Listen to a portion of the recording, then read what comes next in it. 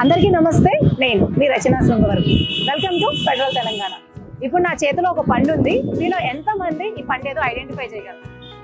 Of course 1980లో 70లో పుట్టిన వాళ్ళకైతే ఈ పండుతో చాలా స్వీట్ మెమరీస్ ఉండుంటాయి. 20-30 అడుగులు ఎత్తున్న చెట్టు ఎక్కాలంటే కిందేమో ముళ్ళు, ఎట్లాగొట్లా రాళ్ళు పెట్టి ఆ పళ్ళు కొట్టడం, కిందకి ఏరుకొచ్చినాక వగరుగా పుల్లగా కొంచెం తీపిగా ఉండి ఆ టేస్ట్ అనుభవించడం.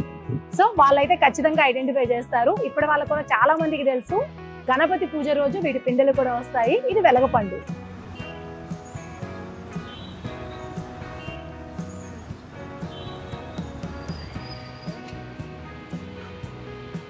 మనందరం చెప్తూ ఉంటాం కదా గొంతులో వెలగపండు పడ్డట్టు అని. సో ఇప్పుడైతే మనం ఎర్రగడ్డ ఫ్రూట్ మార్కెట్ లో ఉన్నాము. జనవరిలో ఇది వెలగపండ్ల సీజన్ కాబట్టి అఫ్ కోర్స్ చిన్నప్పుడు మనకి చెట్ల మీద దొరికేవి. హైదరాబాద్ లాంటి సిటీలో డబ్బులు పెట్టి కొనుక్కుంటూ ఉంటే అది కూడా ఒక కైండ్ ఆఫ్ మెమరీని గుర్తు చేసుకోవడమే. సో హైదరాబాద్లో దీని మార్కెట్ ఎట్లా ఉంది, అసలు దీని టేస్ట్ ఎట్లా ఫీల్ అవుతున్నారో ఈ మార్కెట్ వెండర్తో మనం మాట్లాడి తెలుసుకుందాం.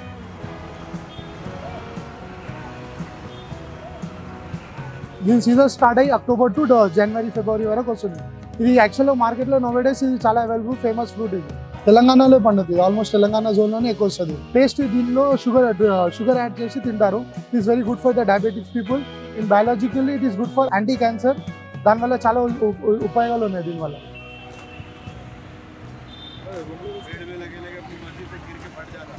దీనివల్ల చాలా ఉపయోగాలు ఉన్నాయి. ఏమంటే this is firstly it is rich in fibre వల్ల ఏమవుతుంది, బాడీలో డైజెషన్ మంచిగా ఉంటుంది, బ్లోటింగ్ హెల్ప్ అవుతుంది. ఇది ఇంకా డయాబెటికల్గా హెల్ప్ అవుతుంది. ఇది రిచ్ ఇన్ విటమిన్ సి. ఇది ఏమంటే మేము డైలీ ఇది మా ఫ్యామిలీ బిజినెస్ ఇదే కాబట్టి వీఆర్ మా తాతలు అందరూ ఇదే సేల్స్ చేసేవారు. So we know that one.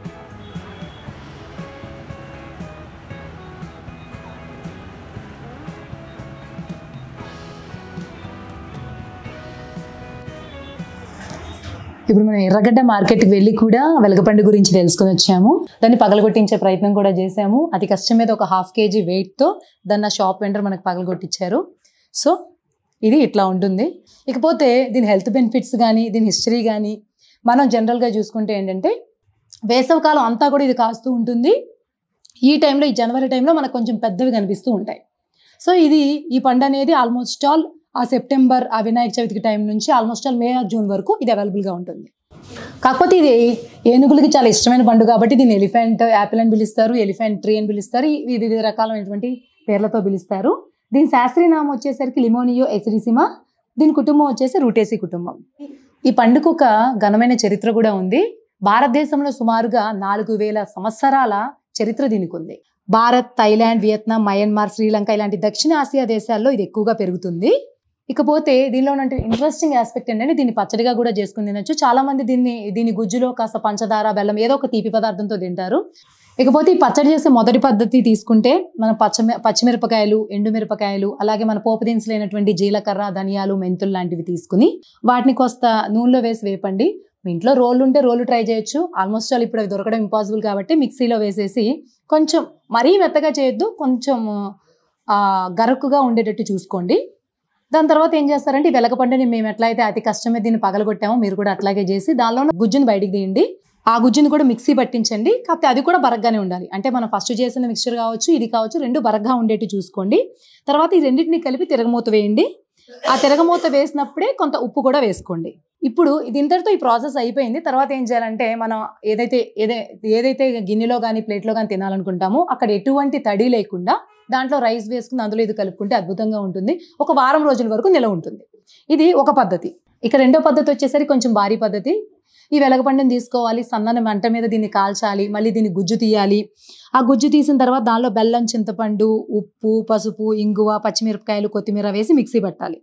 తర్వాత మన బాండి ఏదైతే ఉంటుందో కడాయి లాంటిది, దానిలో నూనె పోసి అందులో ఆవాలు, జీలకర్ర, ఎండుమిరపకాయలు, మెంతులు వేసి దూరగా వేయించుకోండి. మిక్సీ వేసుకుని ఈ పచ్చడిలో ఈ పోపు కూడా కలిపి ఇంకొకసారి గ్రైండ్ చేసుకోండి. దీన్ని ఎలా తినాలంటే నెయ్యి కలుపుకుంటే చాలా అద్భుతమైన టేస్ట్ ఉంటుంది దీనికి. ఇంకా మనకి ఎప్పుడైనా ఫీవర్ కానీ ఫీవరిష్గా ఉన్నప్పుడు కానీ ఏదైనా హెల్త్ బాగాలేనప్పుడు నాలుగుకి టేస్ట్ తెలియనప్పుడు ఇది చాలా మంచి టేస్ట్ అయితే ఇస్తుంది. ఇకపోతే దీని క్యాలరీలు చూస్తే 100 గ్రాముల వెలగపండు గుజ్జులో వచ్చేసరికి 518 క్యాలరీలు శక్తి వస్తుంది. 31 గ్రాముల పిండి పదార్థాలు ఉంటాయి. దీంతో పాటు మనకు తెలిసిందే కదా, ప్రోటీన్లు, beta carotene, thiamine, riboflavin, niacin, calcium, phosphorus, iron, oxalic, malic, citric అమ్లాలు కూడా ఉంటాయి. అలాగే కడుపులో నులిపురుగు క్రిముల్ని కూడా ఈ వెలుగుపండు గుజ్జు అనేది పోయేలా చేస్తుంది. మనకి బ్లడ్ డెఫిషియన్సీ అంటే మనకి ఇప్పుడు చాలా మందికి రక్తంలో హిమోగ్లోబిన్ ఉండదు, ఈ రక్తహీనత ఉంటుంది కదా, ఆ రక్తహీనతను తొలగించడానికి కూడా ఇది ఉపయోగపడుతుంది. నోటికి మంచి రుచినిస్తుంది. అలాగే దీనిలో ఉన్నటువంటి జిగురు పదార్థం అనేది పేగులకి మంచిది. పేగుల్లో వాపుని, నోటిపూతను కూడా తగ్గిస్తుంది. కాకపోతే మీకు ఏదైనా షుగర్ వ్యాధి కానీ మిగిలిన ఏవైనా వ్యాధులు ఉంటే మాత్రం డాక్టర్ సలహా తీసుకుని ఈ పండుని వాడండి.